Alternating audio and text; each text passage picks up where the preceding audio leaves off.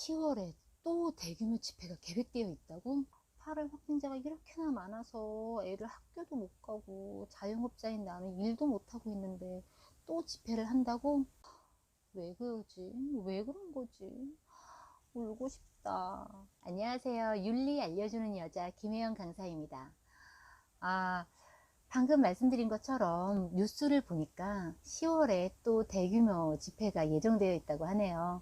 대규모 집회가 진행이 될지 안 될지는 두고 봐야 될 일이겠지만, 정말 많은 국민들이 힘들어하고 괴로워하고 있다는 사실을 알면서도 정말 이럴 수 있는 걸까?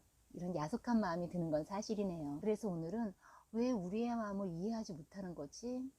왜 공감을 해주지 못하는 걸까? 이런 궁금증에서 시작했습니다. 그래서 오늘의 주제는요, 윤리적 공감 능력 높이는 방법에 대해서 알아보도록 할게요.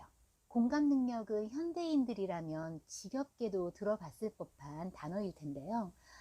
윤리성을 높이는 데에도 여지없이 필요한 개념입니다. 아니, 가장 중요하고 핵심적인 개념이라고 해도 과언이 아닐 텐데요. 그러나 공감 능력을 말하기에 앞서서 꼭 구별해야 되는 것이 하나 있습니다. 바로 공감과 동감의 차이입니다. 여러분들, 공감과 동감의 차이를 혹시 아시나요? 공감은 상대방과 같은 것을 느끼는 것을 의미하고요. 공감은 상대방의 감정을 이해하는 것을 의미합니다. 예를 들어볼까요? 코로나19 시대에 많은 분들의 행동 반경이 이렇게 제한되고, 그래서 예전과 같은 경제 생활을 어려워하시는 분들이 참 많습니다. 다행히 당신은 회사에서 재택근무를 요청받아서 근무를 하고 있고요. 그래서 급여의 변동 또한 없는 상태예요. 조금 갑갑한 거 말고는 뭐 크게 경제적인 상황이 변화하진 않았습니다.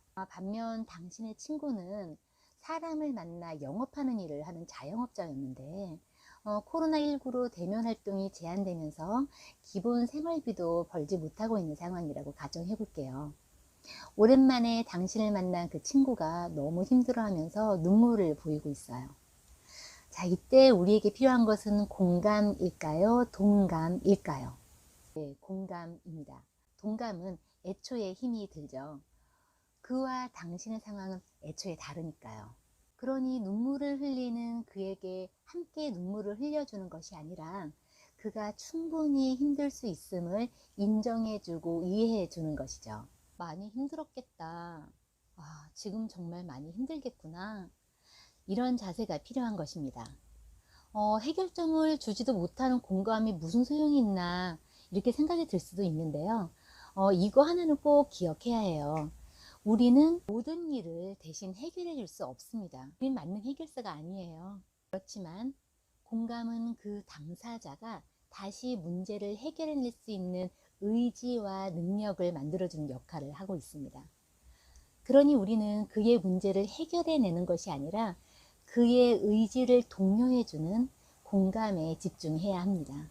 그러면 지금부터 어떻게 하면 공감을 할 수 있고 이 공감이 윤리성을 높이는데 어떻게 기여할 수 있는지에 대해서 한번 알아보도록 하겠습니다. 우리 두뇌 속에는 거울 뉴런이라는 게 있어요. 상대방의 행동을 보고 비슷하게 따라하는 심리가 바로 이 거울 뉴런 때문인데요. 이는 친밀한 관계일수록, 그리고 관심을 갖는 대상일수록, 또한 과거 유사한 경험이 있을수록 더 잘 나타납니다. 마치 TV에서 누군가 아주 신 레몬을 이렇게 한 입 베어 무는 것을 보면 우리도 모르게 이렇게 미간이 이렇게 막 찌푸려지면서 입안에 막 시큼한 침이 고이는 게 바로 이 거울 뉴런 때문이에요. 실제로 레몬을 먹지는 않았지만 상대방이 얼마나 시큼함을 느낄지 그 함께 느껴지는 감정, 즉 공감 능력이 작용한 덕분이라고 볼 수 있겠어요. 이 공감 능력은 크게 두 가지로 구별할 수 있는데요. 하나가 태어날 때부터 가지고 나는 공감 능력, 즉 정서적 공감 능력입니다. 정서적 공감 능력은 일반적으로 남자아이들보다는 여자아이들이 뛰어나다고 밝혀져 있어요.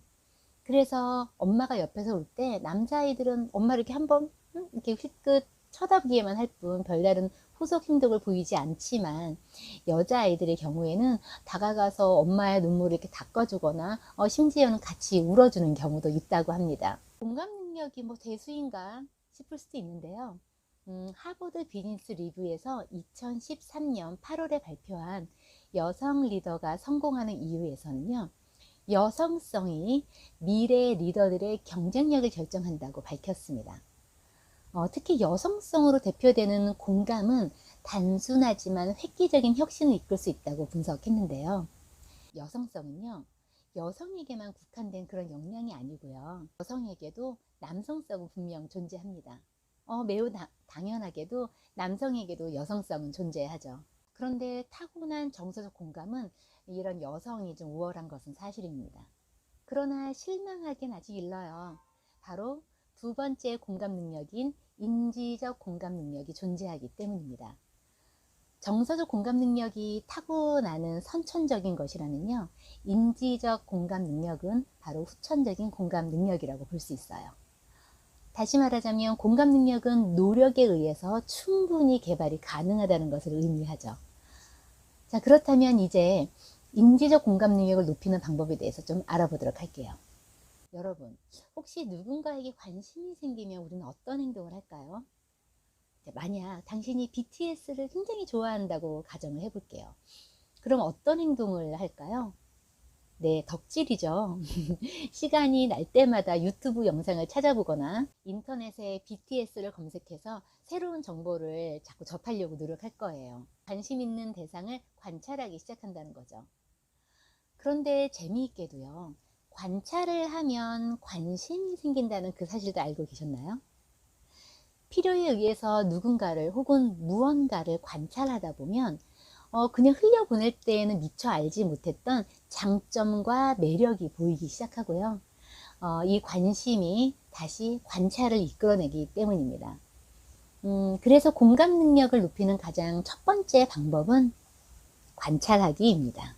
관찰을 하면 자연스럽게 관심이 생기고 우리의 삶의 한 부분으로 자리를 잡게 되는 거예요.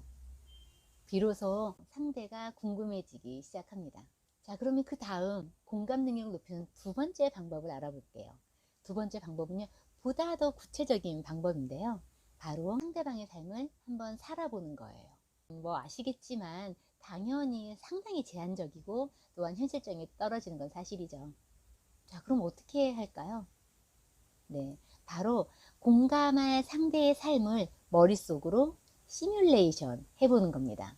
그 사람의 현재 상황과 과거의 경험을 토대로 미래를 예측해 보는 거예요.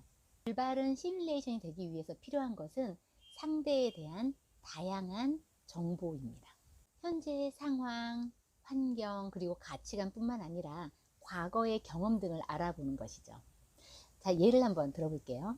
당신은 지금 초등학생 아이를 둔 부모입니다. 그리고 새로운 집으로 막 이사를 왔어요. 아이가 학교에 간 사이에 아이의 방에 가구를 배치를 할 건데요. 일단 침대를 두고 그 옆에 책상을 배치하고 또 그 옆에 책장을 놓아둡니다. 보기에는 별 문제가 없어 보여요. 그런데 뭔가 좀 부족한 느낌이 들죠.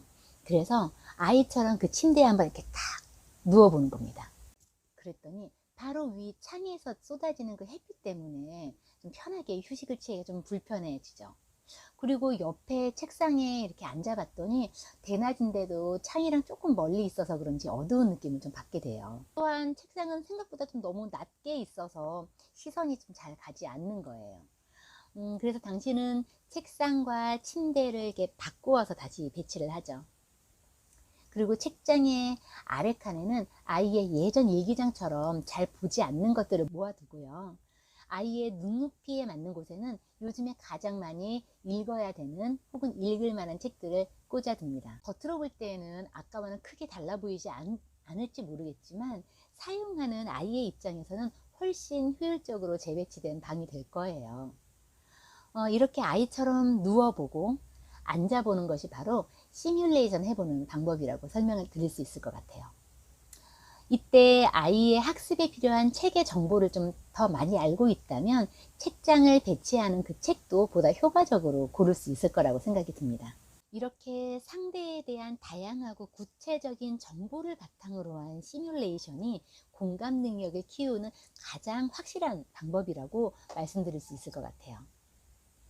이런 역량을 윤리적 대상자들에게 이렇게 확대를 해본다면 윤리적 공감 능력을 역시 높일 수 있습니다.